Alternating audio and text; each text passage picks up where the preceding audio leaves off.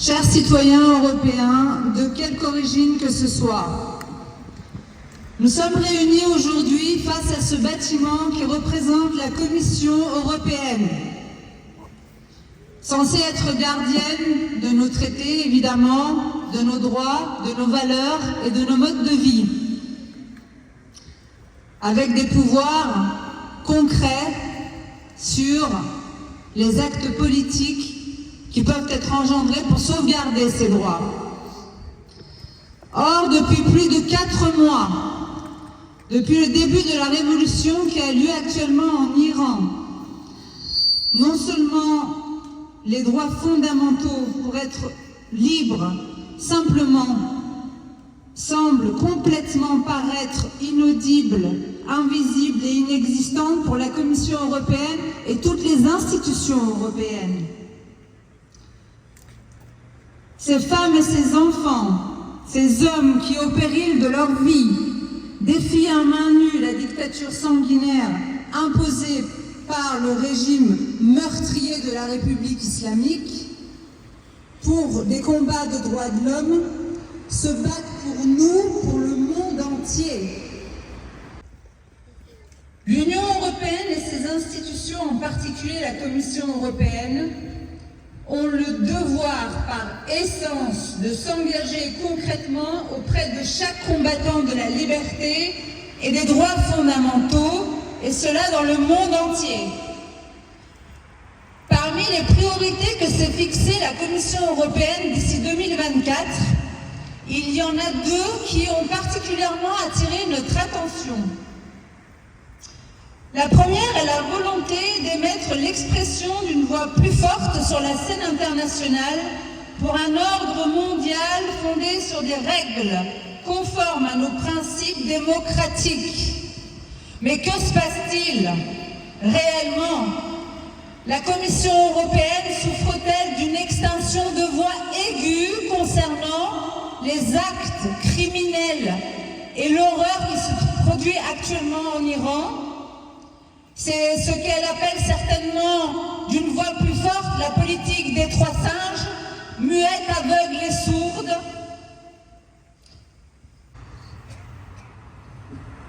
Une autre priorité ambitieuse que la Commission s'est fixée d'ici 2024 est la promotion de nos modes de vie démocratiques dans le monde entier. Manifestement, les 3 petits singes ont bien pénétré l'esprit des membres de cette chère Commission. S'ils ouvrent les yeux et débouchent leurs oreilles, ils pourraient voir et entendre les cris pour la liberté du peuple iranien, tentant avec force et courage de frôler chaque jour un peu plus l'espoir d'atteindre enfin nos modes de vie, portés par le fleuve de sang versé par leurs frères d'armes pour atteindre enfin ce droit à la vie. Alors, chers membres de la Commission, vous pourrez une fois la vue et l'audition retrouvées, peut-être exprimer et voir quel meilleur ambassadeur que nos modes de vie et nos valeurs et nos principes que ce magnifique peuple iranien, grand, dressé devant l'obscurantisme total aux yeux du monde entier, et vous si petit, caché et inexistant devant ce chapitre historique, incapable d'être à la hauteur de vos fonctions. Ces femmes, ces enfants, ces hommes magnifiques ont redonné tout son sens à nos principes démocratiques, si banalisés par votre incompétence et par notre perte de mémoire. Car si nous avons oublié que nos principes démocratiques et nos modes de vie sont exceptionnels, rares, donc fragiles et précieux, ce peuple nous les a rappelés en nous mettant face à nos responsabilités, en vous mettant face à vos responsabilités, car vous nous représentez pour nous battre à leur côté. Quelle crédibilité pouvons-nous encore vous accorder, nous, citoyens européens de quelque origine que ce soit, ayant naïvement foi en nos institutions, censées nous représenter et agir pour nos principes démocratiques, et ne trouver que silence, lâcheté et incapacité auprès de vous et pour les opprimés du monde entier, en Iran actuellement particulièrement, avec tout l'espoir de voir enfin cette douce main bleue de ce drapeau plein d'étoiles se tendre pour les extirper vers les griffes des tortionnaires.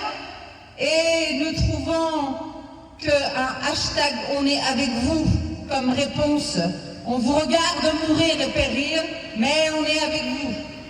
Toutes ces défaillances et ces manquements de toutes les institutions européennes et démocratiques et de toutes les politiques européennes, nous avons pris l'initiative de fonder un comité pour la défense des droits de l'homme en Iran qui a pour mission de s'assurer que toutes les actions politiques, institutionnelles, humanitaires, médiatiques, économiques, médicales, culturelles et autres en faveur des droits de l'homme en Iran vont être mises en œuvre dans nos pays démocratiques. Notre comité totalement apolitique, avec fermeté, persévérance et détermination, va mettre chaque organe vital démocratique face à ses devoirs, principes et responsabilités pour défendre les droits de l'homme en Iran, car c'est notre combat à tous, ici et ailleurs, maintenant